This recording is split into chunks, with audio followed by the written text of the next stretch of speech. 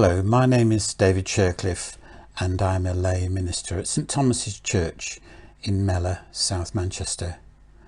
And this is the second of a series of talks about St Thomas the Apostle, who is the patron saint of our church. Our talk is about Thomas the realist. Our reading is from John 11 verses 1 to 16. Now a man named Lazarus was sick. He was from Bethany, the village of Mary and her sister Martha. This Mary, whose brother Lazarus now lay sick, was the one who poured perfume on the Lord and wiped his feet with her hair. So the sisters sent word to Jesus, "Lord, the one you love is sick." When he heard this, Jesus said, "This sickness will not end in death. No, it is for God's glory, so that God's Son may be glorified through it."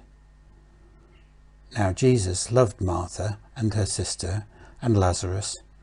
So when he heard that Lazarus was sick, he stayed where he was for 2 more days. And then he said to the disciples, "Let us go back to Judea."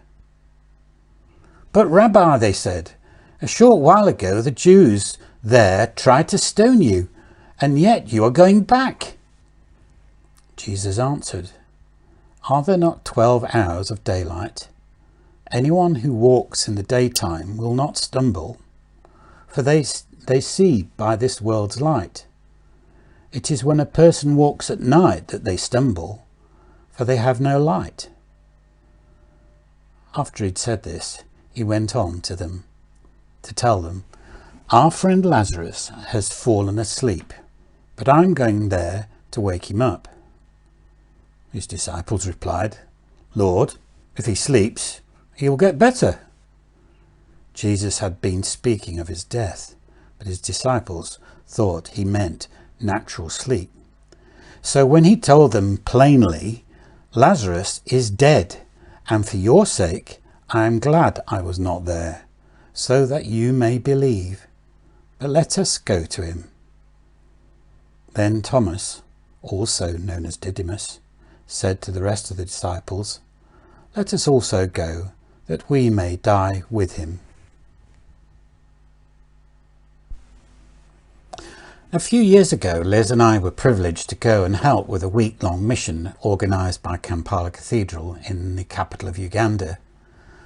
While the mission consisted of large gatherings of people, our work was to minister and pray with people in and outside the cathedral congregation and join in the regular activities of the cathedral. One of these was prison ministry, where we were asked to go and speak about our faith in a service at the prison organised by the cathedral and prison staff.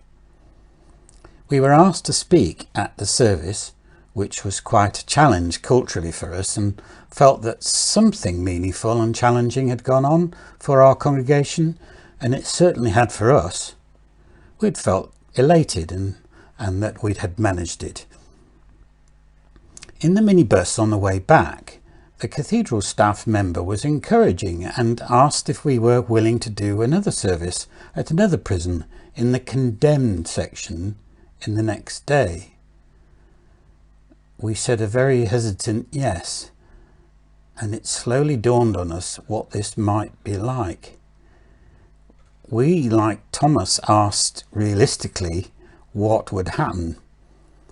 The staff member, in a relaxed tone, told us that we were to go into the prison, be stripped of any valuables, including our wedding rings and any unnecessary clothing, to meet with over 150 men who were condemned to death by the government.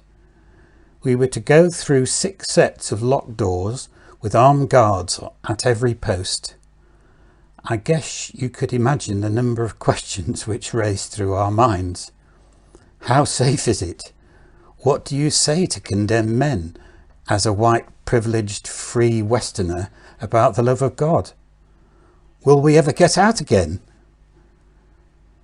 How would Thomas have tackled this? I have a bias towards Thomas because he's a realist.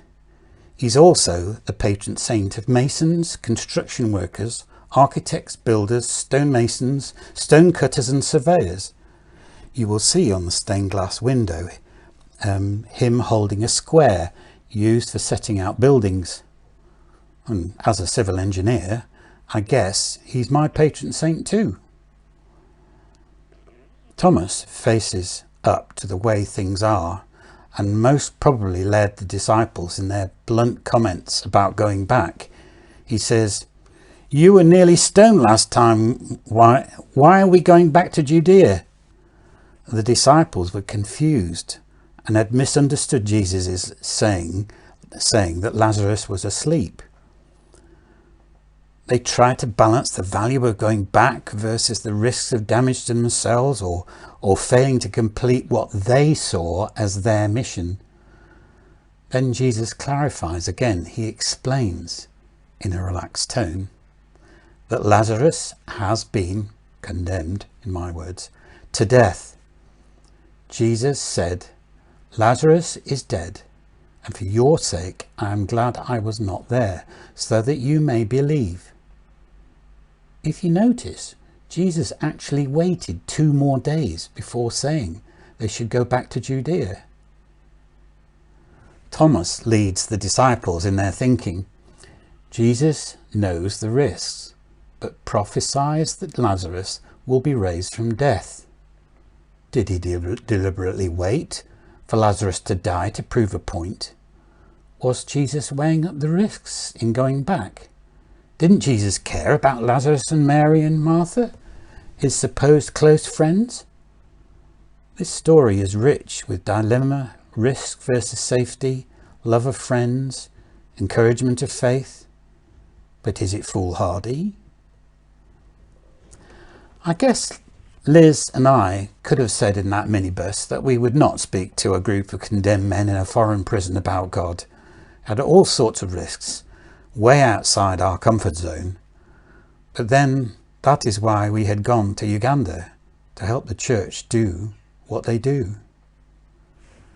We went through with it just trusting our friends, and at the cathedral, the experience changed our lives, our faith, and strongly challenged us in many other ways.